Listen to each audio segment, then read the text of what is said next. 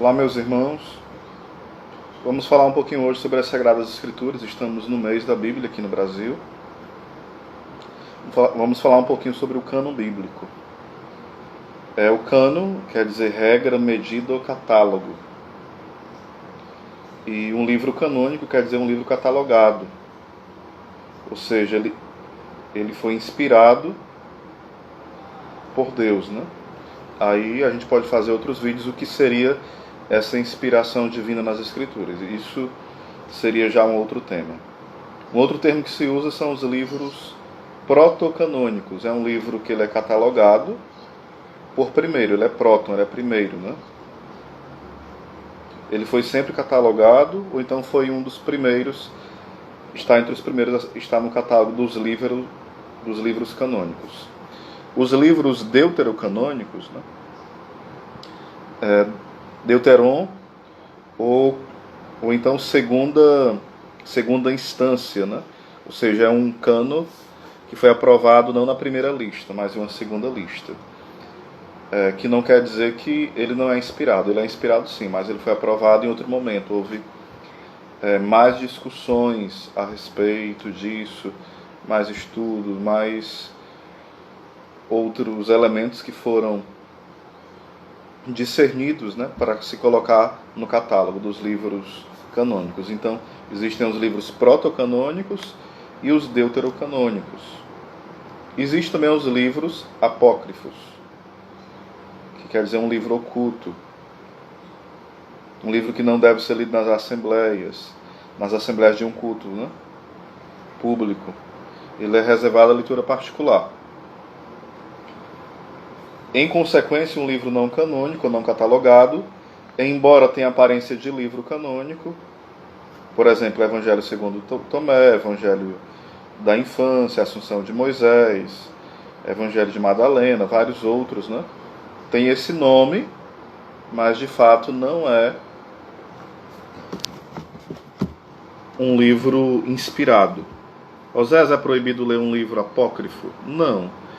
Mas eu creio que se a gente é movido somente pela curiosidade, então somente isso não é bom, porque se a gente não tem os fundamentos de uma boa leitura das Sagradas Escrituras, a leitura apócrifa, no lugar de ajudar, ela vai atrapalhar. Então é bom que a gente tenha em mãos essa leitura diária, pela leitura orante, mas também uma leitura de estudo das Sagradas Escrituras.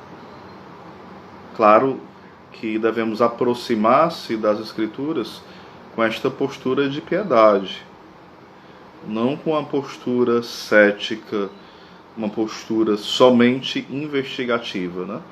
Deve haver uma postura de querer aprender do Senhor.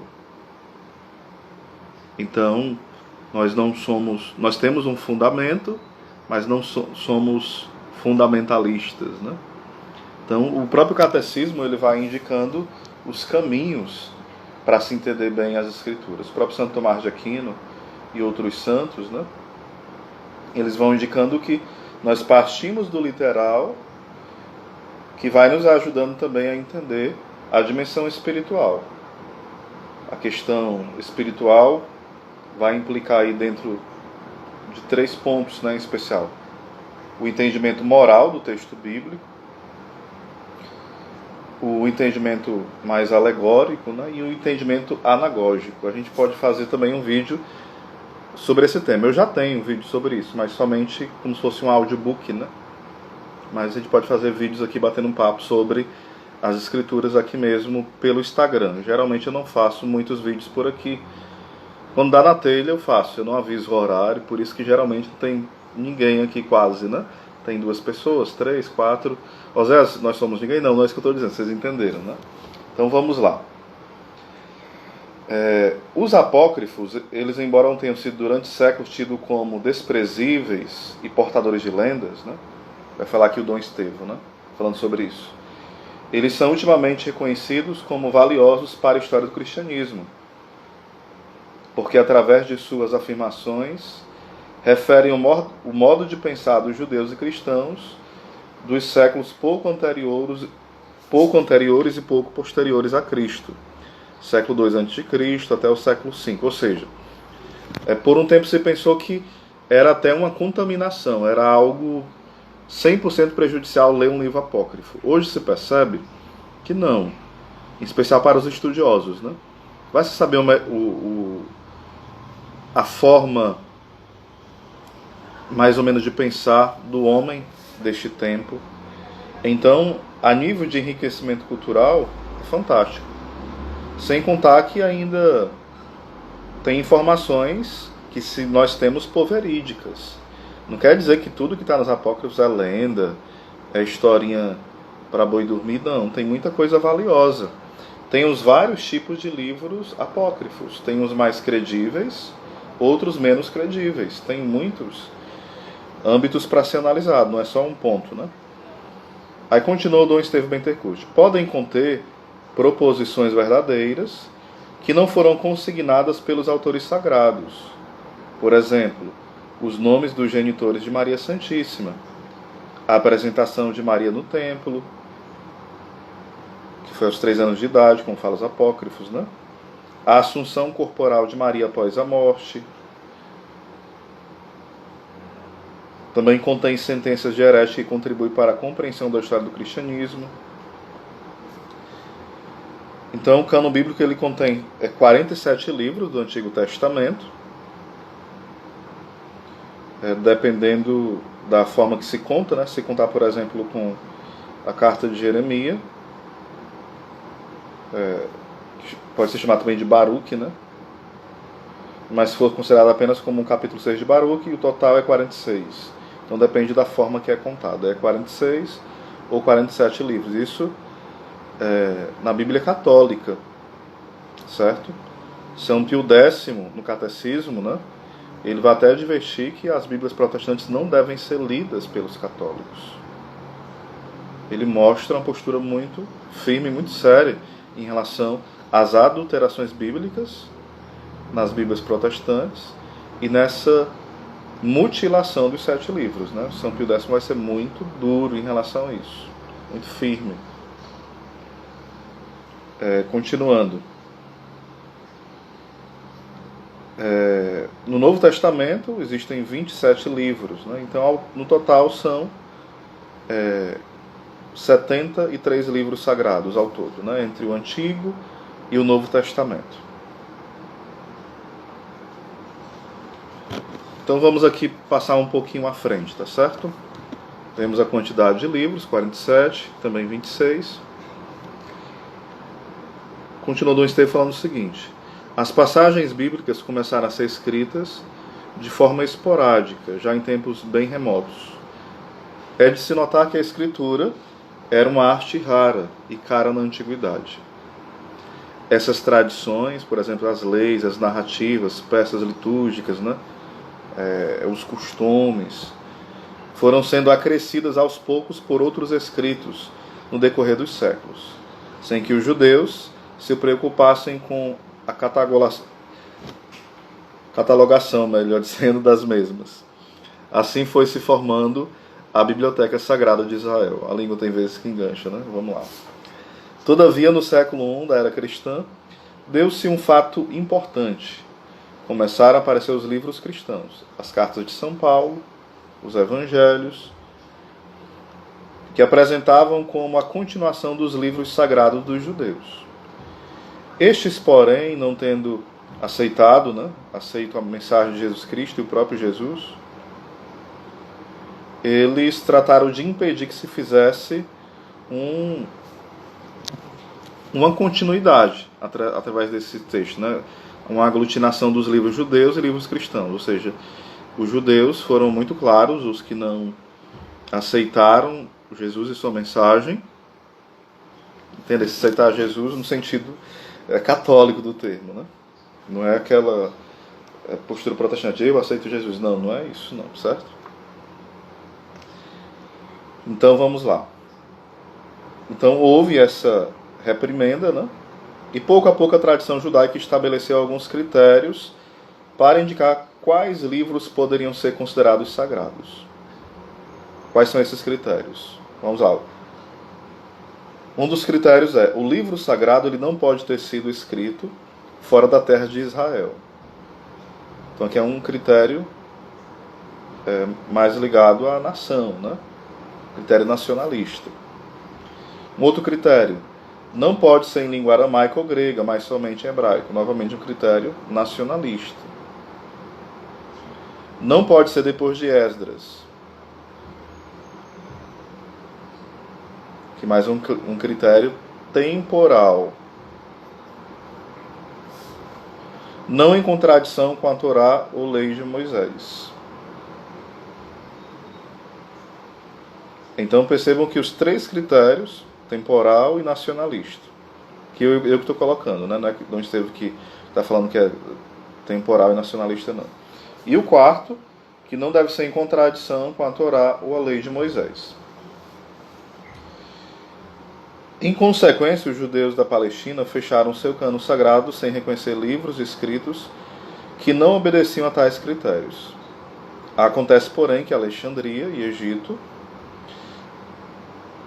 aliás, Alexandria, que se situa no Egito, né, havia próspera colônia judaica, que vivendo em terra estrangeira e falando língua estrangeira, no caso grego, contava entre seus escritos sagrados já desde o século III, também 2 a.C., livros que não se encaixavam nesses critérios. Estes livros, traduzidos para o grego, formavam a Bíblia das comunidades judaicas, que habitavam fora da Palestina. Com a redução do número de livros feita pelos judeus palestinenses, nos primeiros séculos da era cristã, para os judeus de língua grega, foi, contudo, mantido a lista longa dos livros sagrados. Esta lista, ela incluía os livros de Tobias, Judite, Sabedoria, Baruque, Eclesiástico, ou Sirácida, que é chamada Eclesiástico ou Sirácida, né? Também 1º e 2º Macabeus, além de Esté e Daniel. A parte de Esté 10, né? E Daniel 3, Daniel 13, a respeito da versão dos 70. Ora, acontece que os apóstolos evangelistas, ao escreverem o Novo Testamento em grego, citavam o Antigo Testamento usando geralmente a tradução grega de Alexandria, mesmo quando esta diferia do texto hebraico. Tem-se em vista Mateus 1:23. Mateus 1:23 fala que uma virgem concebeu, né? Que ali se cumpriu a escritura de Isaías 7:14, que uma virgem, mas no hebraico poderia ser virgem, moça, jovem. Só que Mateus, quando cita, lá em Mateus 1:23, ele está pegando a tradução 70, tradução grega, certo?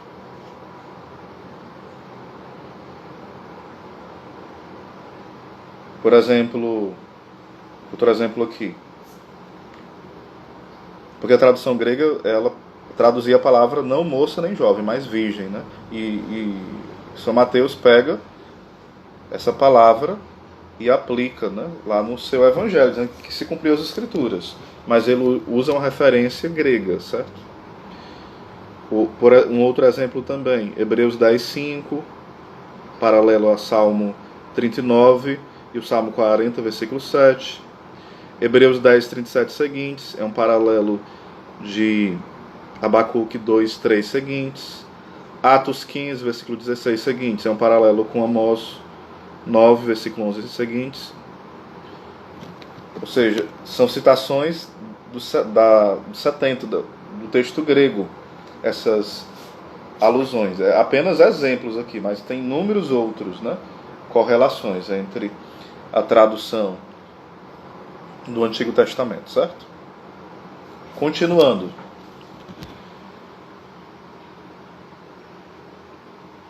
O texto grego tornou-se a forma comum entre os cristãos.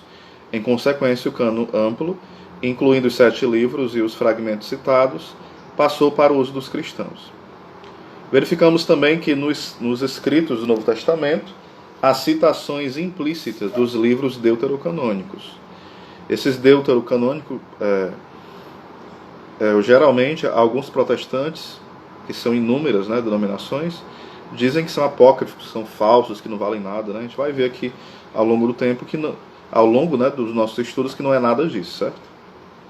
Assim, por exemplo, Romanos 1, 19, 32, ele está fazendo referência à sabedoria 13, do 1 ao 9. Romanos 13, 1 faz uma referência à sabedoria 6, 3. Mateus 27, 43 faz uma referência à sabedoria 2, do versículo 13 ao 18. Tiago 1, 19 faz uma referência a Eclesiástico 5, 11. Mateus 11, 29 seguintes faz uma referência a Eclesiástico 51, do versículo 23 ao 30. Hebreus 11, 34 faz uma referência a segundo. Macabeus, do 6, capítulo 6, versículo 18, do 7 ao 42. E Apocalipse 8, 2 faz uma referência a Tobias, do 2 a Tobias 12, versículo 15, certo? E teria tantas outras referências, aqui são apenas alguns exemplos, tá bom? Deve-se, por outro lado, notar que não são nem implicitamente citados no Novo Testamento livros que, de resto, todos os cristãos têm como canônico. Por exemplo, Eclesiastes, Esté, Cântico dos Cânticos, Esdras, Neemias, Abdias, Naum, Ruth. Esses textos não são citados no Novo Testamento, certo? Nos mais antigos escritos patrísticos são citados os deuterocanônicos, como Sagrada Escritura, como Escritura Sagrada, né? Por exemplo, Clemente Romano, no ano 95, na Epístola aos Coríntios, ele vai recorrer a Judite e a sabedoria. Alguns fragmentos, né, também de Daniel, de Tobias e Eclesiástico. O pastor de Hermas, também no ano 140, faz amplo uso do Eclesiástico e de 2 Macabeus. Hipólito, também no ano 235, ele comenta o livro de Daniel, com os fragmentos deuterocanônicos. Cita, como Sagrada Escritura também, sabedoria, Tobias e 2 Macabeus. Já no século II até o século IV houve dúvida, né, entre os escritores cristãos com referência aos 7 livros, pois alguns se valiam da autoridade dos judeus de Jerusalém para hesitar. Outros deixavam de lado os deuterocanônicos, porque não serviam para o diálogo com os judeus. Finalmente, porém, prevaleceu na igreja a consciência de que o cânon do Antigo Testamento devia ser a lista que continha os 7 deuterocanônicos, adotada pelos apóstolos. Sabemos que das 350 citações do Antigo Testamento no Novo, 300 são tiradas da versão dos 70. Olha a proporção aqui, 300. Em consequência, os concílios regionais de Hipona, no 393, em Cartago 3 também, Cartago 4 e Trulos, definiram sucessivamente o cânon amplo como sendo o da Igreja. Esta definição foi repetida pelos concílios ecumênicos de Florença, em 1442, e em Trento, em 1546, e no Vaticano I, em 1870. São Jerônimo, no ano 421, ele foi sem dúvida uma voz destoante neste conjunto, tendo ido do Ocidente para Belém da Palestina, a fim de aprender o hebraico. Ele assimilou também o modo de pensar dos rabinos da Palestina neste particular. Durante a Idade Média, pode-se dizer que houve unanimidade entre os cristãos a respeito do cânon. No século XVI, porém, Martim Lutero, ao contestar a igreja, ele resolveu adotar o cânon dos judeus da Palestina, deixando de lado os 7 livros e os fragmentos deuterocanônicos que a igreja recebera dos judeus de Alexandria. É esta a razão pela qual a Bíblia dos protestantes não tem 7 livros e nem os fragmentos que a Bíblia dos católicos inclui. Vamos esclarecer aqui algumas dúvidas. Os critérios adotados pelos judeus palestinenses para não reconhecer certos livros sagrados eram critérios nacionalistas, como já foi citado antes, né? Tal nacionalismo decorria do fato de que, desde 587 a.C., os judeus estavam sob o domínio estrangeiro, que muitos aborreciam. Ponto 2. É o Espírito Santo que guia a Igreja de Cristo, e fez que, após o período de hesitação, no século I ao IV, os cristãos reconhecessem como válido o cânon amplo. Aliás, o próprio Lutero traduziu para o alemão os livros deuterocanônicos. Na sua edição alemã, datada de 1534, o catálogo é o dos católicos. o que bem mostra que os deuterocanônicos eram usuais entre os cristãos. Não foi o Concílio de Trento que os introduziu no cânon. De resto, as sociedades bíblicas protestantes até o século XIX incluíam os deuterocanônicos em suas edições da Bíblia. Então aqui é a primeira parte do nosso estudo sobre o cânon bíblico, tá bom? A gente vai aqui a parte do Antigo Testamento, né? É só uma colocação ainda que é feita aqui, né, no texto. Para os católicos, os livros deuterocanônicos do Antigo Testamento são tão valiosos como os protocanônicos. São a palavra de Deus inerrante, sem erro, né? Que, aliás, os próprios judeus da Palestina estimavam e liam como textos edificantes. Por exemplo, os próprios rabinos serviam-se do eclesiástico até o século X como escritura sagrada.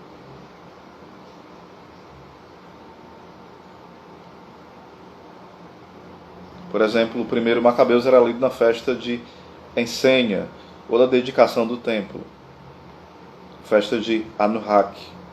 Baruch era lido em alta voz nas sinagogas do século IV d.C., como atestam as constituições apostólicas. De Tobias e Judite, temos Midrash, ou comentários em aramaico, que atestam como tais livros eram lidos na sinagoga. Isso aqui é um pouquinho sobre o cânon bíblico, tá bom? Esse vídeo vai ficar salvo aqui, depois eu posto também no YouTube. E a gente vai ter uma série de vídeos sobre as escrituras. Essa parte mais sistemática, de estudo mesmo, e também uma dimensão mais espiritual. As duas não estão separadas, as duas se interligam. Essa parte de um estudo mais literal, mais árduo, mais histórico, mas com uma postura de fé. Não é um método histórico crítico que nega o sobrenatural, não. A gente vai ler com os bons teólogos, como Dom Estevão, como Scott Hahn, como vários outros aqui, as escrituras, e depois nós também vamos ler juntamente com os santos. É isso que a igreja nos ensina. Os santos, os documentos do magistério, o catecismo, e sem deixar de fora, melhor dizendo, os doutores da igreja. Eles são os grandes mestres das Sagradas Escrituras. Então, fiquem atentos, vez ou outra eu vou fazer uma live. Aqui vai ficar no IGVT, ou IGTV, não sei nem como é que chama direito, porque eu não sou muito acostumado aqui com o Instagram, né? Um abraço para todos.